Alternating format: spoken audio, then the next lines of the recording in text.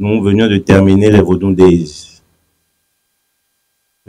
que la presse internationale a su qualifier, apprécier, et pour lesquels elle a été dithyrambique.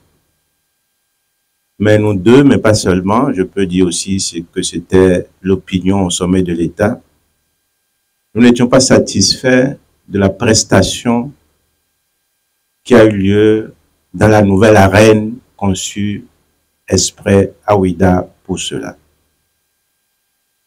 Et notre constat était de dire que c'est une chose d'avoir les égongons dans la cour du quartier ou dans la cour du village. Autre chose, c'est de les emmener dans une arène grande, internationale, à Mondiovision.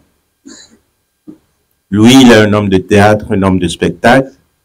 Moi, je suis un homme de patrimoine, attentif à la qualité de ce qu'on peut faire de ce patrimoine-là. Donc, notre échange est parti de là. Je lui ai dit, bon,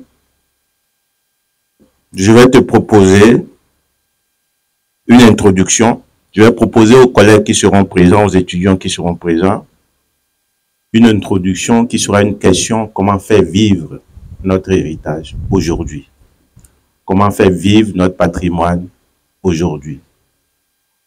Pour qu'il ne soit pas folklorisé, qu'il ne soit pas perçu comme un simple folklore d'amusement.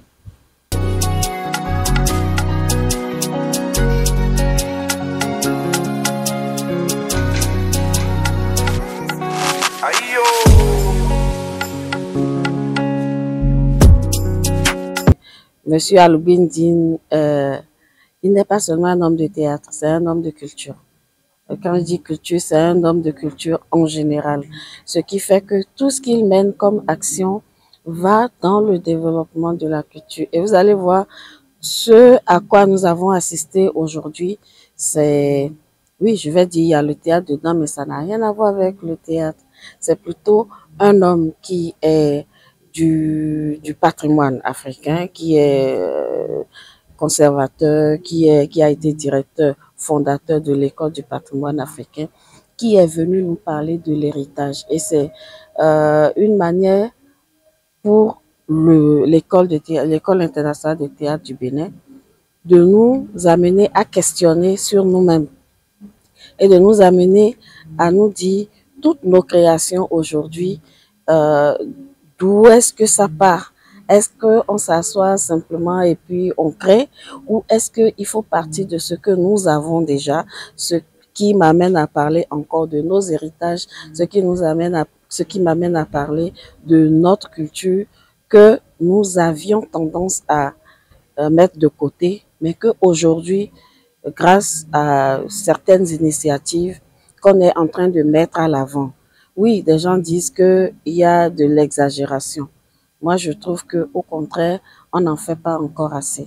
Et que c'est justement ce genre d'initiatives qui nous amèneront à aller beaucoup plus loin. Je salue M. Alain Goudounou, qui est un grand expert en la matière. Ce que je retiens essentiellement, c'est qu'il y a une dimension culturelle du développement qu'aujourd'hui notre pays a su appréhender et intègre avec beaucoup d'entrain, beaucoup de méthodes. Cela mérite d'être salué.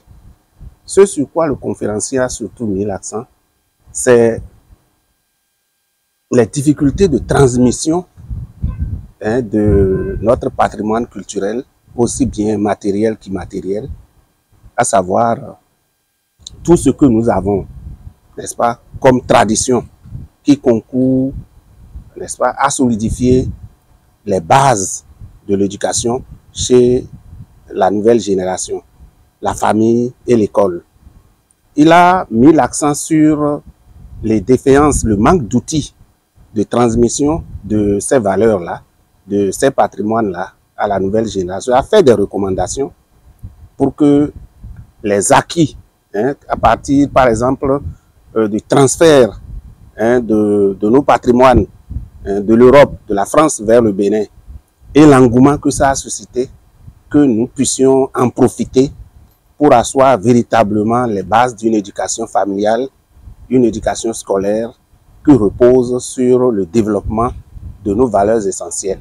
C'est bien sûr la conférence inaugurale qui est une manifestation pédagogique et qui est, je veux dire, académique, parce que quoi, et qui est une tradition dans les grandes écoles.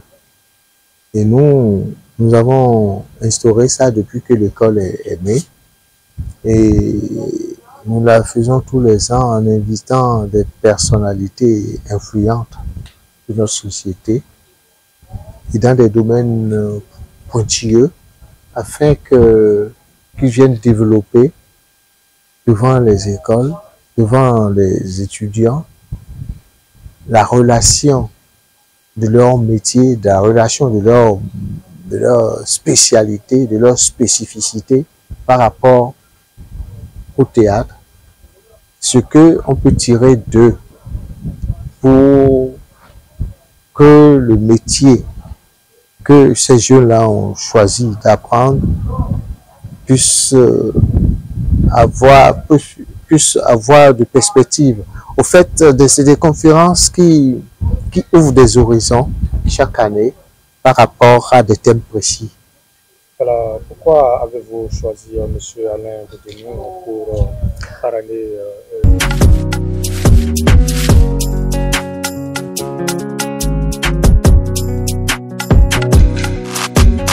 Purchase your tracks today.